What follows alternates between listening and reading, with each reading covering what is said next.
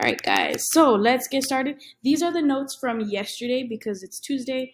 If you were absent, or if you don't fully understand the topic or the content, then you can watch this video. If you feel pretty confident in the work and you understand the concepts, then you may just move forward to today's notes, which is going to be on solving equations. Okay. All right, so let's get into it. Today we're talking about relative and absolute extrema. We're going to start with critical points. Okay, critical points are points where the graph changes its direction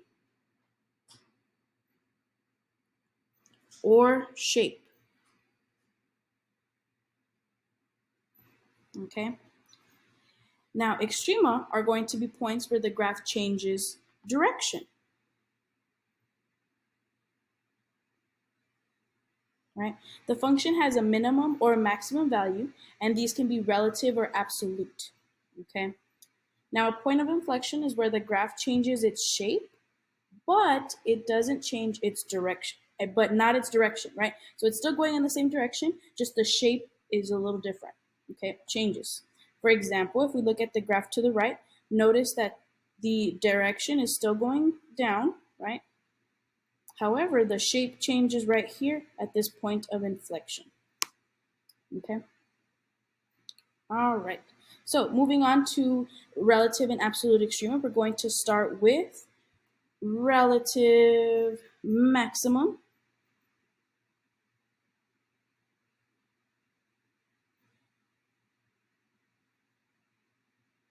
Okay. So relative maximum isn't going to be the absolute maximum point on your graph, right? So it is one of the greatest values compared to the other points, but it isn't the greatest value over the entire domain of the function, which is going to be our absolute maximum.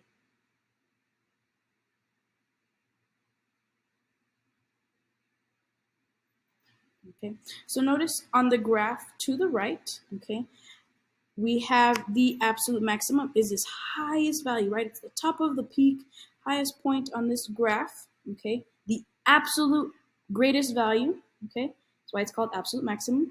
For the relative maximum, it's relatively high and it's a relatively great value. However, it's not the absolute maximum. Okay.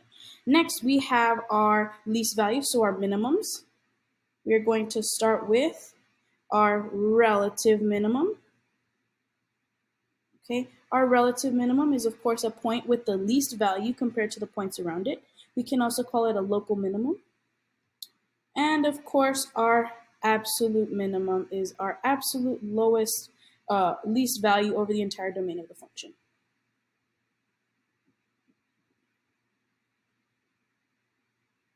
Okay. Again, I'm going to try to go through this fast. It's not a super long video, but if you need to pause to write down the notes, you may do so. Okay, so looking at the example that we have here, I'm going to start with the example on the left. Okay, this example does not necessarily require a calculator because the point is quite exact, right? We don't need to make any calculations here.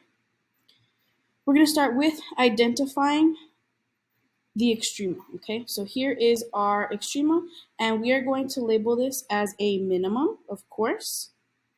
And now we just have to decide, is it an absolute minimum or a relative minimum? Okay, looking at the graph, it is our absolute lowest value, right? So that means it's an absolute minimum. Okay, now we're going to want to write this as a coordinate pair. Okay, so I'm going to find the coordinate pair of the values, 1, 2, 3, 4. Okay, so 4 x value, and of course 1, 2, 3, 4, 5, -5 for our y value. That is our absolute minimum. Okay, now on to the next graph. I'm going to start just again by highlighting the minimums, the maximums, and then going from there. So starting with the maximum we have here at the top. Oops, sorry. The maximum we have, okay? So I'm going to go ahead and write that it is our maximum. And if you notice, It is the absolute highest value, so this is going to be our absolute maximum. I'm going to go ahead and highlight so I know which point I'm writing down. Next, I have this minimum down here, okay? Now, I'm sure that most of you would say that it might be our absolute minimum because it is the only minimum that we see here. However, notice that we have these arrows telling us that it's going to be still having those negative values. So it's going to go all the way from negative infinity to negative infinity, okay? Meaning that it isn't the lowest value. It's one of compared to the others around it. However, it isn't the absolute least value because these arrows tell us that there are values even lower than that relative minimum, okay? So I'm going to go ahead and highlight the relative minimum so I know exactly what I am writing down, okay? Next, I have another, I'm going to change the color. I have another maximum, and this is going to be a relative maximum because we already have that absolute maximum. So this is going to be a relative maximum.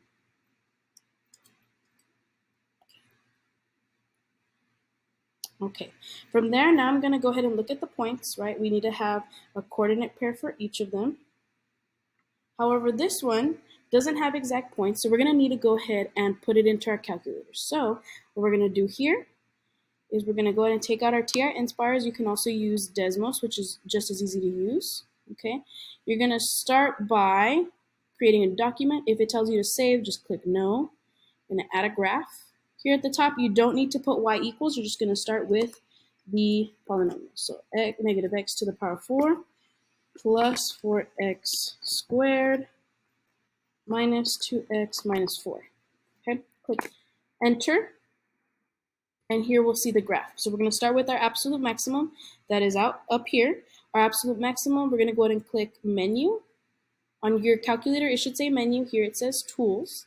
And we're looking at a maximum, right? So clicking 3, we're going to go lower bound. So we have to go a little to the left of the maximum. Upper bound is a little to the right. And here we'll have our minimum. As you can see, the point is right here. It is negative 1.53, which I'm going to write as negative 1.5, and 2.9. Okay, 2.9. Okay, now let's go ahead and move on. We're going to go ahead and again analyze the graph and find our minimum because now we're looking for our relative minimum. We're going left and then to the right of the point, and at the bottom we have 0.259, which I'm going to write as 0.3, comma, negative 4.3, right? Okay, and last one, we have another maximum. So making sure that we're clicking the right one because then we can mess up a little bit. We have upper bound to the right a little, and we have 1.3, comma, negative 2.7. Okay, so if you are correct, this is what you should have written down.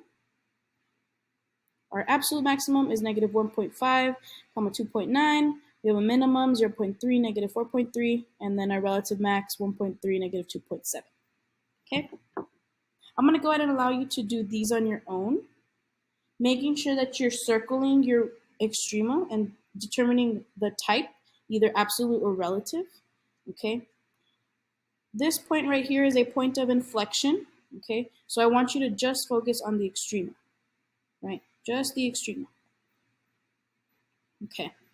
Now, taking a look at our increasing on the interval, constant on the interval, and then, of course, decreasing, okay? So we're always going to want to read the graph from left to right first. So starting from the left, going to the right, just like we read a book, okay?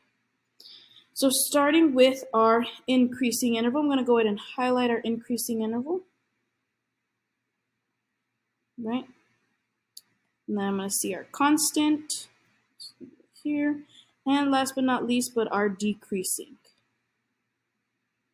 Okay, so starting with our increasing interval.